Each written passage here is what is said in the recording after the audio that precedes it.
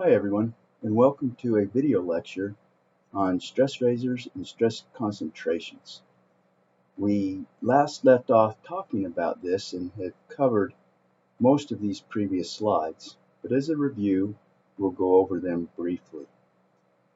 One of the main things to remember is highlighted in this paragraph down here, where stress concentration factors are typically not applied to ductile materials under static loads, but they are applied to brittle materials under static loads.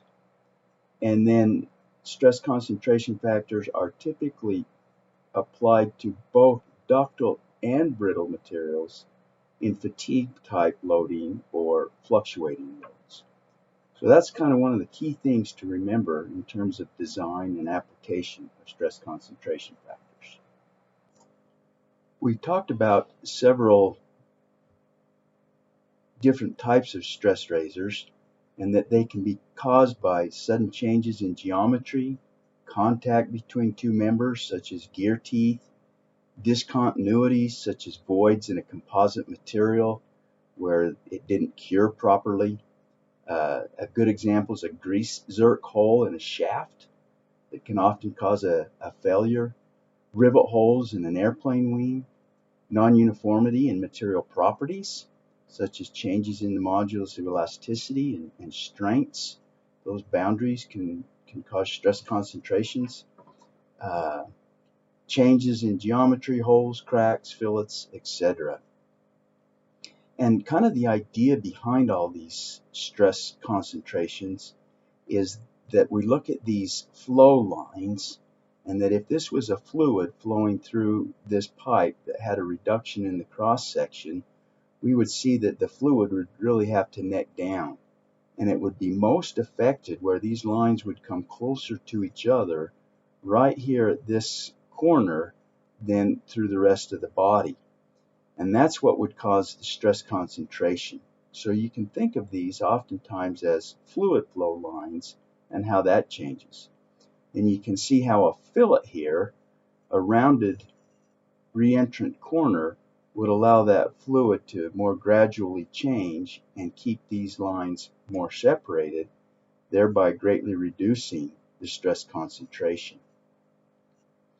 We talked about photoelastic methods, and we defined this term SCC, where the SCC is going to be considered the geometric stress concentration factor, and it's based purely on geometry and loading.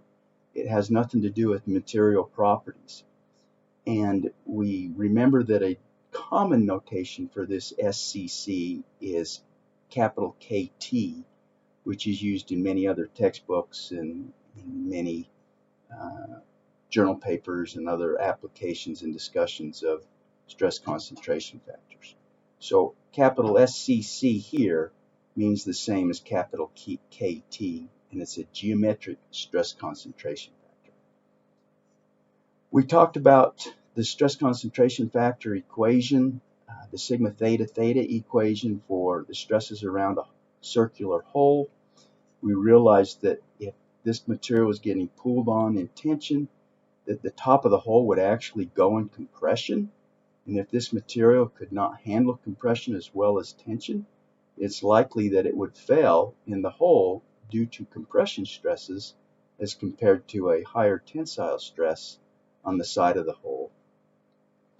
We also realized that for a ratio of A over B, which means an A over B of 1, which means it is a circle, that the stress concentration factor is a factor of 3 on the side of the wall and a negative 1 at the top of the hole when being pulled in this direction. And looking at this equation, we also realized that if we look at the changes in the stress, this is the sigma theta theta equation, as R gets big, so as we move away from the center of the hole or move away from the edge of the hole, that these terms in this sigma theta theta equation reduce quickly, and we get back to the original nominal stress quite quickly. And so the effect of the hole is pretty localized. We then looked at ellipses in plates, and there were some equations that were shown. We talked about elliptical coordinates and how the vertical axis is alpha, and then beta follows these lines here. We talked about how the distribution of the stresses are a sigma alpha alpha and a sigma beta beta, and we can compute those by this equation here. At the edge of the hole, the sigma alpha alpha term will go to 0, and we're left with sigma beta beta, which is given by this term, and that's what we can use to compute the effect of the stress concentration.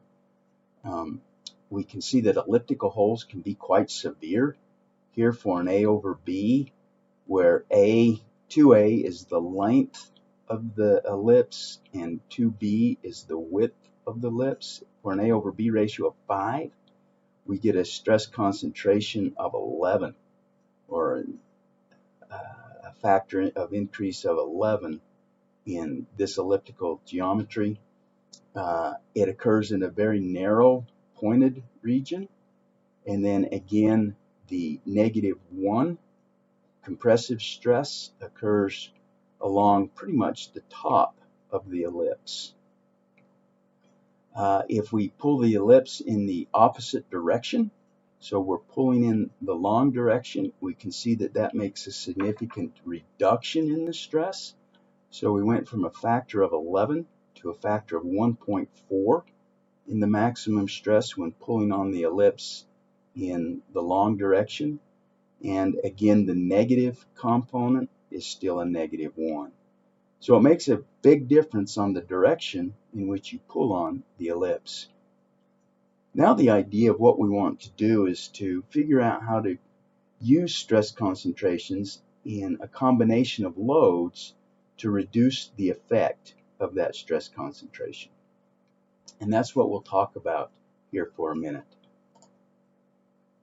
So if we come down here and look at these pictures, what we're doing is we're assuming that we have a hole in a plate and that we're pulling on this plate in this longitudinal direction.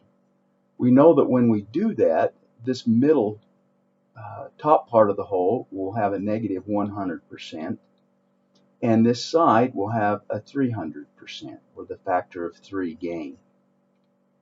Now if we take the same plate and the same hole, but we pull on it in this direction, we can use superposition to see the effect of what it would be to have a plate that is getting pulled in the vertical direction at the same time being pulled in the horizontal direction. And we simply take this stress state and add it to this stress state, and when we do that, we get an increase in the stress here of a -100 plus the 300 to get a 200, and we get that same 200% increase in each location. So you can see that actually by pulling on this in the horizontal direction, we have reduced the maximum stress from a factor of 3 to a factor of 2. And that can be handy in many situations where you need to reduce the effect of the stress concentration. To further consider the importance of using stress concentration factors in design and in practical applications of solving problems, we're going to look at this example here. In this case, we have a thin wall cylindrical pressure vessel that has a 2-meter diameter and a wall thickness of 1 millimeter. And this cylinder, this pressure tank, is filled with gasoline that has a specific weight of 6.67 kilonewtons per meter cubed. And then the fluid is pressurized until the average pressure in the tank is 100 kPa, 100 kilopascals. We're going to assume that the difference in pressure between the top of the tank and the bottom of the tank is negligible. So the ρGH term of the fluid here is negligible. The vessel is supported near its ends with horizontal supports at a distance of L equals 5, or 5 meters apart. And the design considerations require that a small hole be drilled in this pipe in the top of the tank or in the bottom of the tank. And we want to we're going to neglect the weight of the vessel, but not the weight of the fluid. And we want to minimize the stress, and we want to determine whether we should drill the hole up here in the top or in the bottom here at the bottom, at B. And first thought is you would think, oh, drill it at the top. Just intuition tells me drill the hole at the top. It's going to be in compression, and that hole will be better off there. But let's go through an analysis and see if that's what the analysis indeed tells us, given this loading situation. So from conventional solid mechanics, we know that the stresses in a thin-walled cylinder are given by the Hoopt stress, so sigma theta, the circumferential stress, is PD over 2H, where P is the pressure, D is the diameter of the tank, and H is the wall thickness. So the critical stress, we remember from discussion of cylinders, is this circumferential or Hoopt stress, and it's given by this equation here for thin-walled pressure vessels. So plugging this into our equation, we can see that the sigma Hoopt turns out to be 100 megapascals. We can now compute the axial stress on the tank, and the axial stress is going to be in this tank will be due to the pressure pushing on the end caps of this tank and trying to stretch it due to this pressure here, as well as a bending stress due to the weight of the tank hanging down. So our axial stress will consist of these two components, the sigma due to the pressure and the sigma due to bending. So due to the pressure, we have sigma axial would be PD over 4H, and this again is a lookup equation for thin-walled pressure vessels. So my pressures again is 100 MPas. My diameter is 2 meters, 4 and H, that gives me 50 MPas for a sigma due to the pressure in the tank. Now to look at the sigma due to the bending, I'm going to consider this tank as a uniform beam with a uniformly distributed load. To figure out the total weight distributed, I have the 6,670 newtons per meter, and then I can compute the overall weight of that to 20,954, and so the total load would be 104,000 newtons. This W comes from the specific weight of the gasoline times by the cross-sectional area, and that gives me this load per unit length. And then I can multiply that by the total length to get the total load on the beam. I can then break that up and do a shear moment diagram, assume that half the load is carried by each end. Doing that, I get my shear is 52 at each point, and my maximum moment then will occur here in the middle, and it'll turn out to be 52,386 times a half. I'm computing the area of this part of my shear moment diagram, multiplied by 5 halves, and that gives me the 65,480 for the total maximum moment. This 5 halves is the length of this area, or this section of my shear moment diagram. The I for this pipe is given by pi d to the 4th over 64, and since it's a hollow tank, I take the outer diameter minus the inner diameter, and that turns out to be 0.0031 meters to the 4th. So my sigma due to bending is my maximum moment, my C, which would be 1 meter, divided by my I, and that turns out to give me 21.1 e to the 6th pascals. And so we can see that these are kind of on the same order, the way the problem's been set up. We have a pressure due to 50 megapascals and a bending stress of 21.1 megapascals. So if we consider drilling a hole in the top of the tank, we can use superposition to look at the effects of the two different stresses. And so when we do this, what we will do is we will consider the effects of the axial stresses, which actually consist of two components, and then we'll consider the effect of the transverse or the hoop stress, and we'll superimpose these two stress components together.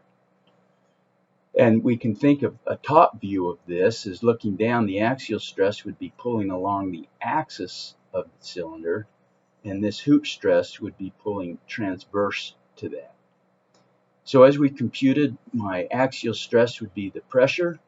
The bending would actually be in compression, where the pressure's in tension. So I would have the 50 minus the 21 to have an overall value of 28.9 pascals in the axial direction.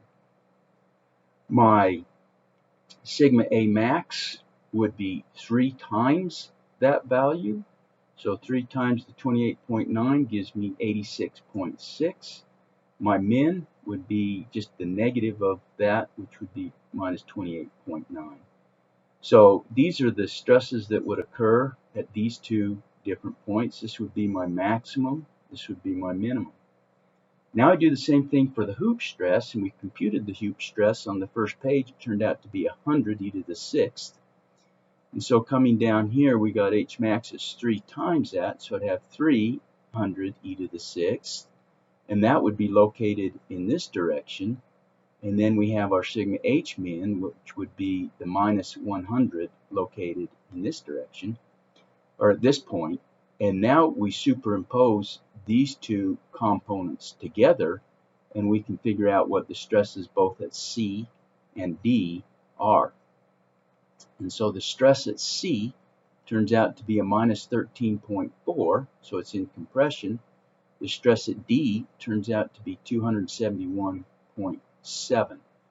So by far the critical point by drilling a hole in the top section would be at point D, at this point here, and that stress would be 271.7 pascals. Now we want to look at the bottom part of the tank.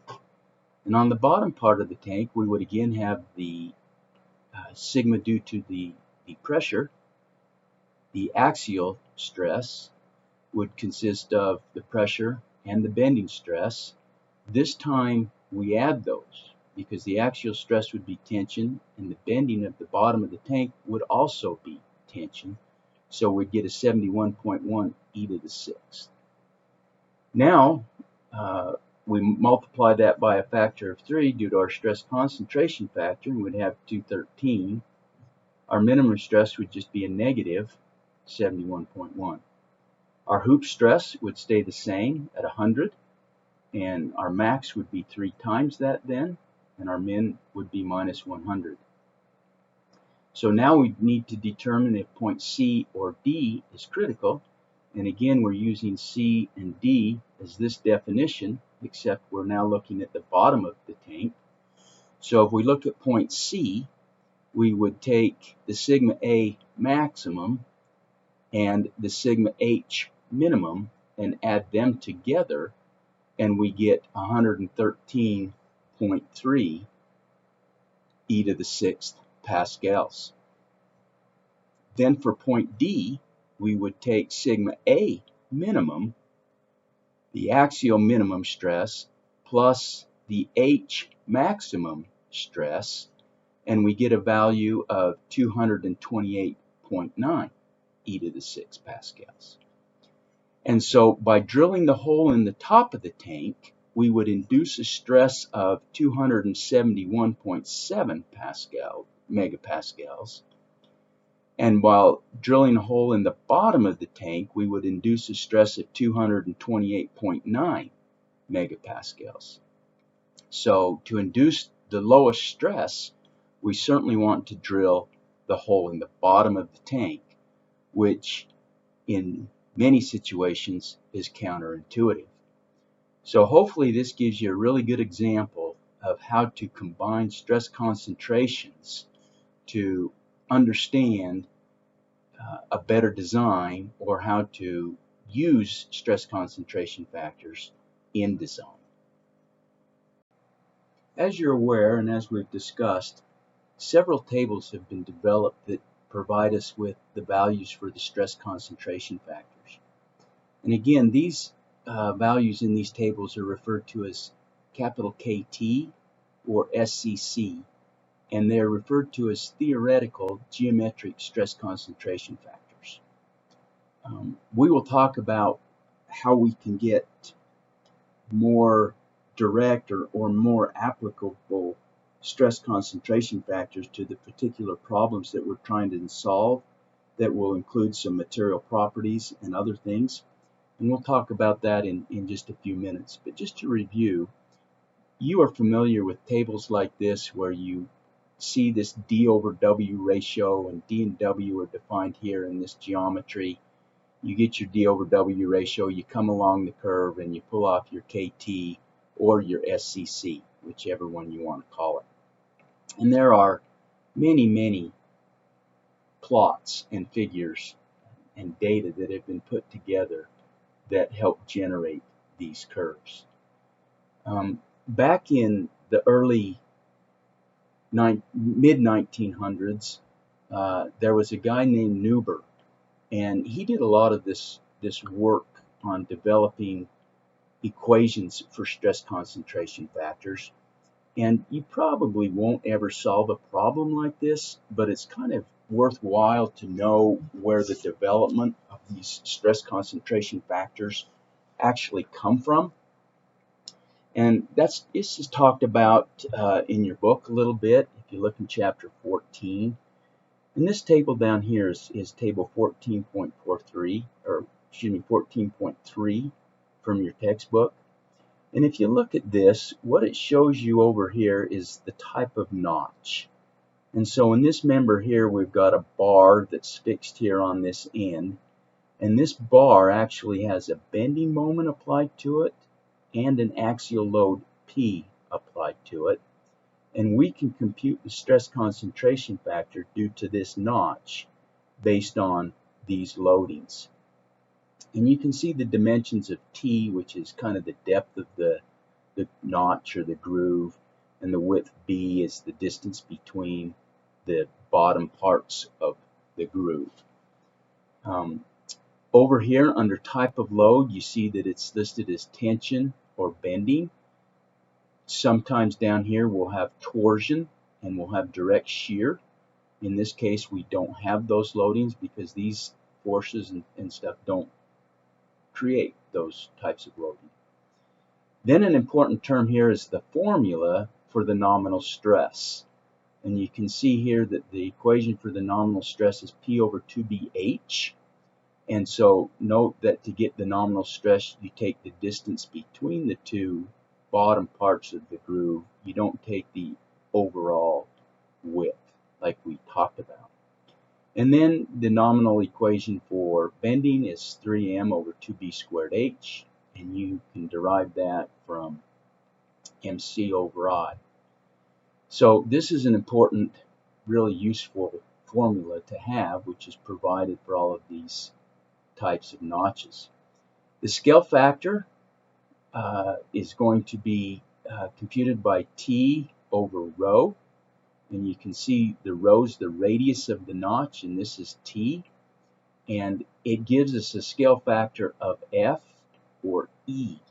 And we'll use that on the next page when we go to look at some graphs.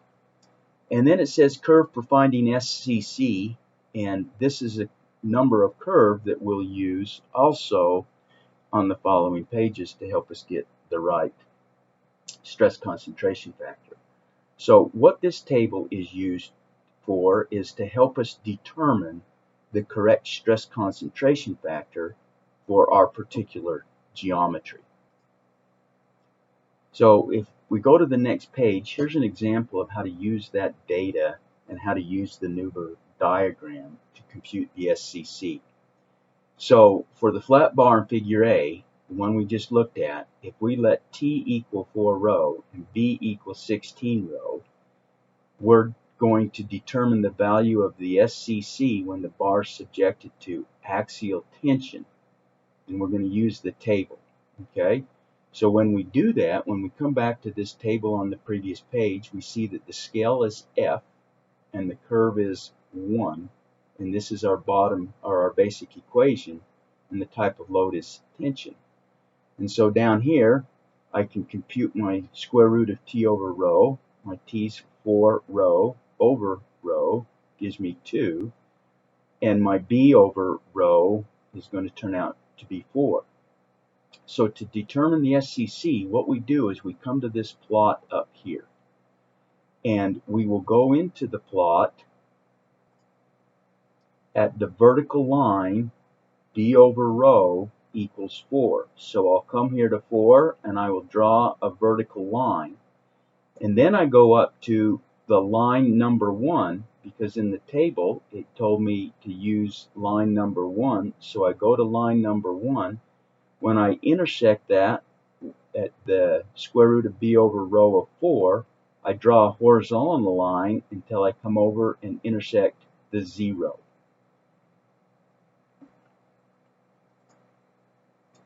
Then I make a point right there, and now my square root of t over rho is given on this axis. And this is where you use the F scale and not the E scale.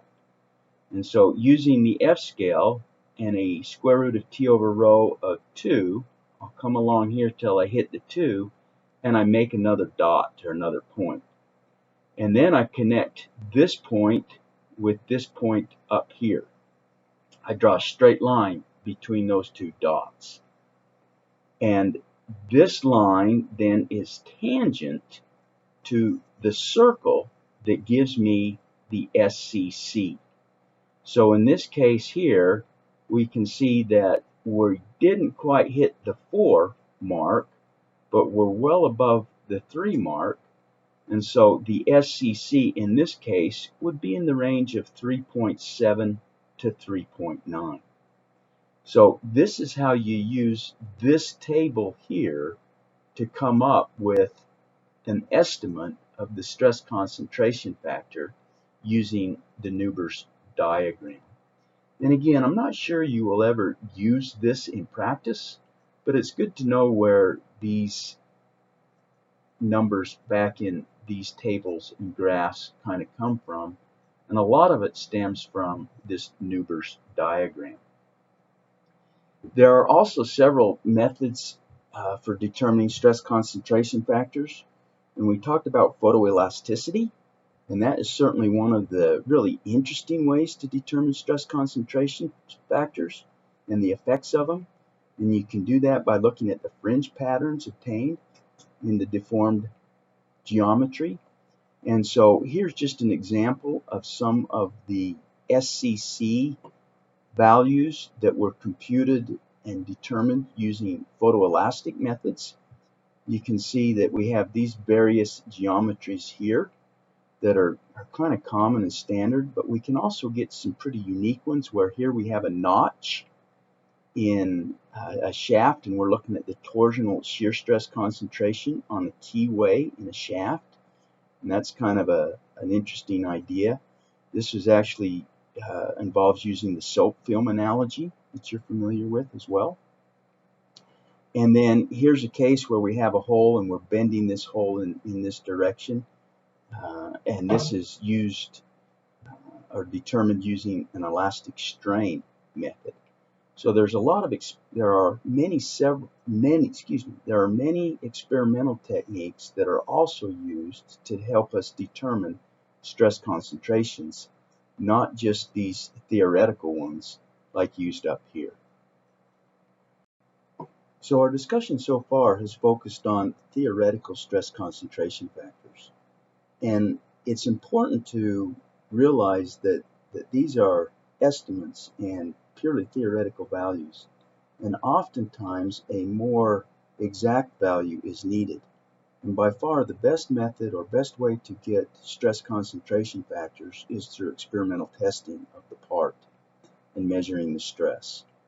However, we can do much better by also using what is called an effective stress concentration factor. And this effective stress concentration factor is commonly referred to as capital KF. In this book, we will use the symbol capital S CE. So CE is distinguished from CC for being more of an effective stress concentration factor than the theoretical stress concentration factor. And the SCE is obtained by experimental testing in many situations. And what you do is you take a part that doesn't have the stress concentration factor in it, and you pull it apart and measure the force required to pull it apart and fail it to a certain stress. And then you take the part with the stress concentration factor in it, and you pull on it or load it the same way and load it until the stress is reached. And what you end up getting is you get a force due to the non-stress concentration material, or the member that doesn't have the stress concentration in it, and you compare that force to the force with the stress concentration factor in it. And this gives you your SCE. And so what we're going to find is that the effective stress concentration factor is typically less than the geometric or theoretical stress concentration factor. And so when you apply an SCC, it's typically higher than what needs to be applied.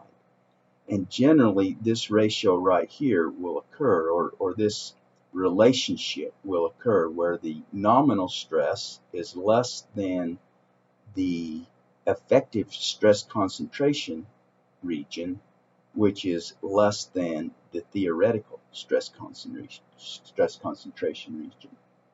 And so the SCC values typically overpredict the stress riser.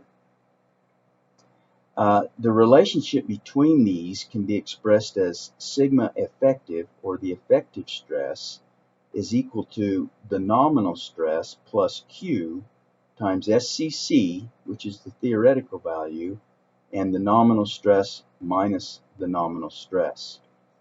And Q is a proportionality constant, and it represents an increase in the stress caused by the stress raiser. So coming over here, this equation can be rewritten like this right here. And then the best form of this is to kind of write it like this, where we have the SCE is equal to 1 plus Q SCC minus 1. And this Q is often referred to as the notch sensitivity factor. And this Q is given by this relationship here if we solve it for this equation. And there are tables for Q. Here are some examples. So for axial and bending stress, the notch sensitivity factor Q is given off of this vertical axis, and we come to the notch radius. So you'll come around along this axis till you hit your desired notch radius. And then you go up to the material. And so you can see how this includes the ultimate strength of the material. This is for steel. And so if you have steel of 60 kpsi ultimate strength, 100 kpsi, and so forth, you would come up to that line and come across and pull off your notch sensitivity value. This also shows one line for an aluminum alloy.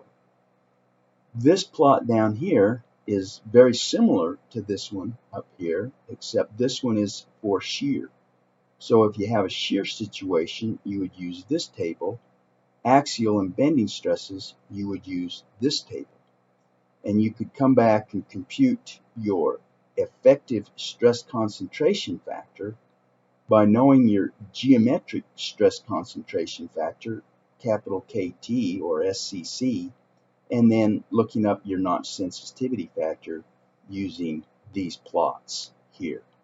And then you could compute your effective stress concentration factor and apply that to solving the problems that you're trying to solve. So in summary of stress concentrations, under static loads, ductile materials, where ductile is defined as the strain of failure or fracture is greater than 0.05. In general, at room temperatures, local yielding takes place and the stress concentration factor is not used in the analysis.